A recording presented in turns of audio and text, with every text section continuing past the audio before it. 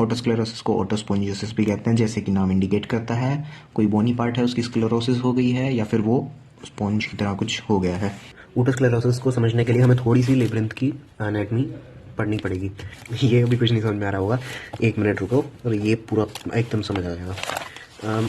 ये देखो, जैसे लेब्रिंथ क्या होता है, इनर ईयर, ये मिडल ईयर है हमारा, ठीक है, इनकस है, स्टेपिस है और यहाँ पे ओवल विंडो है, ठीक है। तो ओवल विंडो के डायरेक्टली बाद कुछ ऐसा होता है। वैसे रियलिटी में तो ऐसा होता है, लेकिन समझने के लिए हम देखते हैं। जो हमारी ओवल विंडो हो गई, ये हमारी राउंड विंडो हो गई। जो ये ऊपर वाला पार्ट है ये सेमी सर्कुलर कैनाल्स है, ये बीच वाला पार्ट हमारा वेस्टिब्यूल है और जो नीचे वाला पार्ट है ये कोक्लिया। ये स्ट्रेट नहीं होता है, ठीक है, ये कुछ ऐसा होता है। तो ये देखो, जो ये ग्रीन वाला पार्ट है जो सबसे सेंट्रल में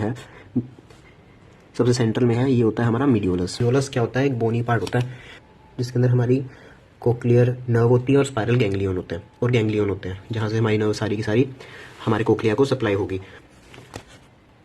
और मोडियोलस के ऊपर ना स्पाइरली ऐसे बाइंडेड होती है ओशियस स्पाइरल लेमेला।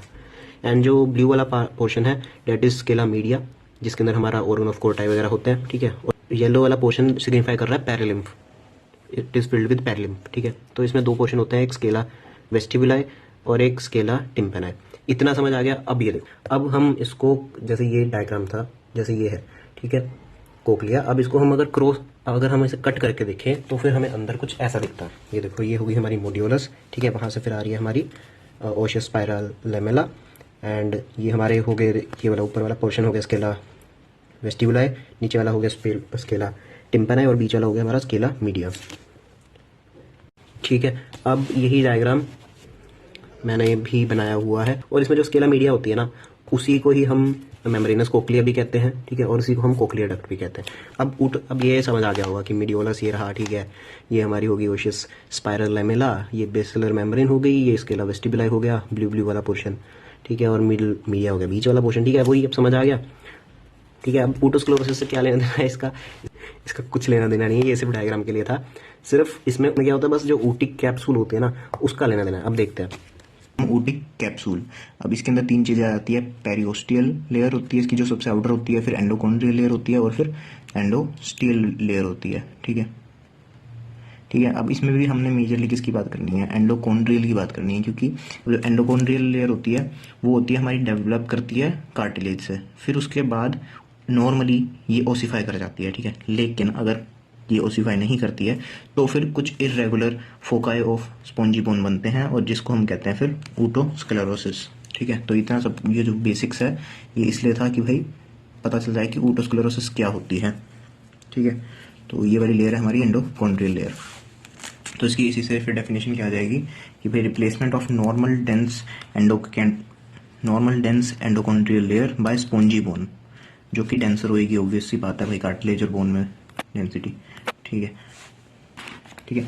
और ये जो ओटोस्क्लेरोसिस होती है ना, वो ज़्यादातर स्टेपीज रीजन पे होती है, तो वो स्टेपीज को कर देती है फिक्स, स्टेपीज फिक्सेशन, और उसकी वजह से हो जाता है हमारा कंडक्टिव फीरिंग लॉस, ठीक है। और इसमें एक मेजर पॉइंट ये है कि टिम्पेनिक मेम्ब्रेन कोई इन्वॉल्व नहीं होती है बिल्कुल भी, ठीक है। तो अब हम आ जाते हैं इसकी एटियोलॉजी। उसमें फर्स्ट एटियोलॉजी क्या होती है कि भाई देखो, एंडोकॉन्ड्रियल लेयर के जो कार्टिलेज है उसके कुछ एरियाज हैं जो कि नॉन स्पेसिफिक फैक्टर से एक्टिवेट हो जाते हैं और फिर वो स्पॉन्जी बोन फॉर्मेशन कर देते हैं, ठीक है। ऐसे ही कुछ एरियाज में से एक एग्जांपल है फिस्चुला एंटे फेनेस्ट्रम। जो ये एरिया कहाँ पे है, front of the Oval window के पास है, ठीक है। ये ऐसा एक एरिया है बहुत कॉमन, जहाँ पे जो एरिया अगर स्टिमुलेट हो जाए कुछ फैक्टर्स की वजह से तो वो कार्टिलेज से स्पॉन्जी बोन में कन्वर्ट हो जाता है, ठीक है। एक एटियोलॉजी तो ये हो गई, ठीक है, कुछ एरियाज ऐसे स्पेसिफिक।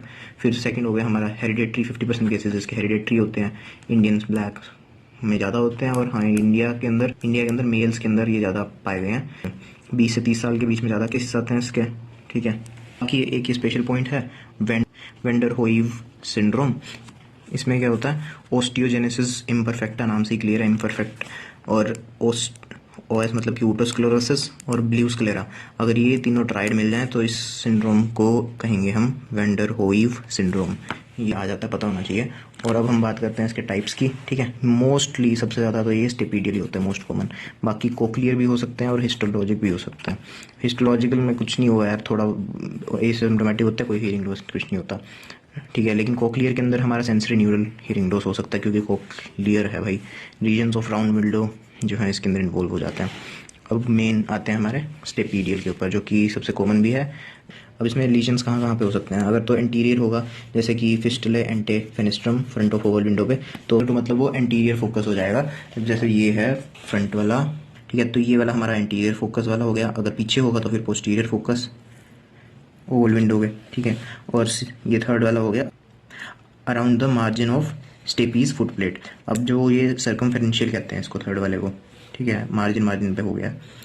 और फोर्थ वाला तो हमारा होता है, ठीक है, सारा कुछ ही हो गया, सिर्फ एनुलर लिगामेंट्स रह गए हैं इसमें, तो इसको हम कहते हैं बिस्किट टाइप। ऐसा नहीं लग रहा जैसे बिस्किट के ऊपर क्रीम लगा दी हो। और जो ये फिफ्थ वाला है, ये तो भैया पता ही नहीं चल रहा, पूरी तरीके से ख़राब हो गया, तो फिर इसको हम कहते हैं ओब्लिटरेटर, बिल्कुल ही ब्लॉक हो गई। जैसे स्टेपीडियल था तो इसमें जनरली कंडक्टिव हीयरिंग लॉस होता है, और ओवर विंडो के इन्वॉल्व होती है, इसमें स्टेपीज की फिक्सेशन हो जाती है। तो ये मेजरली हमारे टाइप्स भी हो गए, ठीक है। अब बात करते हैं इसकी पैथोलॉजी पे। पैथोलॉजी में क्या होगा, ग्रोसली हमें चौकी वाइट लीशंस मिलेंगे, ठीक है। अगर वेस्कुलरिटी इंक्रीज हुई तो फिर रेड भी हो सकता है वहाँ पे, जनरली चौकी वाइट मिलते हैं। माइक्रोस्कोपिकली चेक करेंगे, स्पॉन्जी बोन अपीयरेंस आएगी हमारी, ठीक है। अब जो लीजन्स भी हैं वो दो टाइप के हो सकते हैं, तो इमेच्योर अर्ली वाले या फिर मैच्योर। अर्ली वाले में क्या होगा, सीमेंटम ज़्यादा होगा, ओस्टियोक्लास्ट ज़्यादा होंगे, ठीक है। और इसमें क्या होगा, फिब्रिलर सब्सटेंस ज़्यादा होंगे, क्योंकि मैच्योर है, ठीक है। इमेच्योर वाला हमारा स्टेन करता है ब्लू, और मैच्योर करता है हमारा स्टेन रेड। किस पे? HNE स्टेनिंग पे, ठीक है। तो ये डिफरेंशियल हो गया। और बाकी क्लिनिकल की बात करते हैं हम, सिम्टम्स क्या क्या आएगा, पेशेंट क्या आएगा हमारे पास लेके, क्या कहेगा वो। हीयरिंग लॉस हो रखा है उसको, टिनिटस हो सकता है, वर्टिगो हो सकता है, स्पीच इसकी सॉफ्ट मोनोटोनस। अब टिनिटस पता है कि हाँ एक कांस्टेंट है, वॉइस एक कांस्टेंट साउंड आती रहेगी। वर्टिगो भी पता है कि हाँ स्पिनिंग सेंसेशन होगी, ठीक है।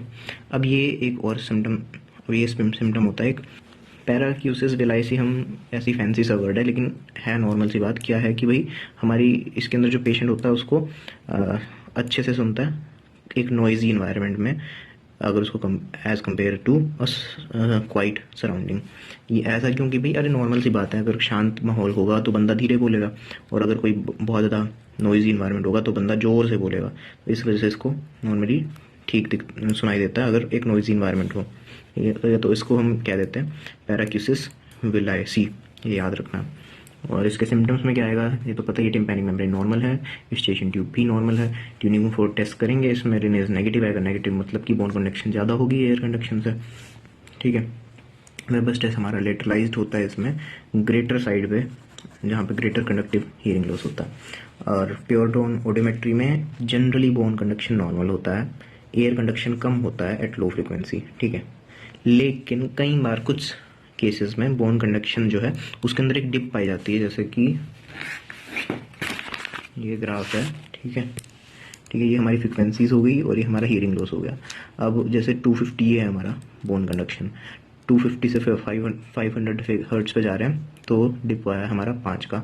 जब 1000 पे जा रहे हैं, 2000 पे जा रहे हैं और 4000 पे जा रहे हैं, तो 2000 पे सबसे ज़्यादा डिप आया। तो इस डिप को हम कहते हैं कारहर्ट्ज नोच, ठीक है। और ये जो कारहर्ट्ज नोच होती है, कारहर्ट्ज नोच जो होती है वो डिसअपीयर हो जाती है जब हम स्टेपीडेक्टोमी कर देते हैं हम जब, तो फिर ये हट जाता है, तो ये डिप नहीं आता है। और बाकी साइन में हम क्या करेंगे, स्पीच ऑडियोमेट्री, टिम्पैनोमेट्री, ठीक है। तो ये मेजरली हमारे साइंस में हो जाते हैं। फिर ट्रीटमेंट की बात आती है, कोई मेडिकल ट्रीटमेंट इसका है नहीं है। सोडियम फ्लोराइड दे देते हैं कि भाई ताकि कोई और फर्दर इन्फेक्शन ना हो, वो अफेक्टेड एरिया जो है फ्लोराइड, सोडियम फ्लोराइड से रुक जाता है, जो ओटोस्क्लेरोसिस हो रही होती है। और सर्जिकल इसमें स्टेपिडेक्टोमी और स्टेपिडोटोमी, और बाकी हियरिंग एड बस इतना ही है, ओके।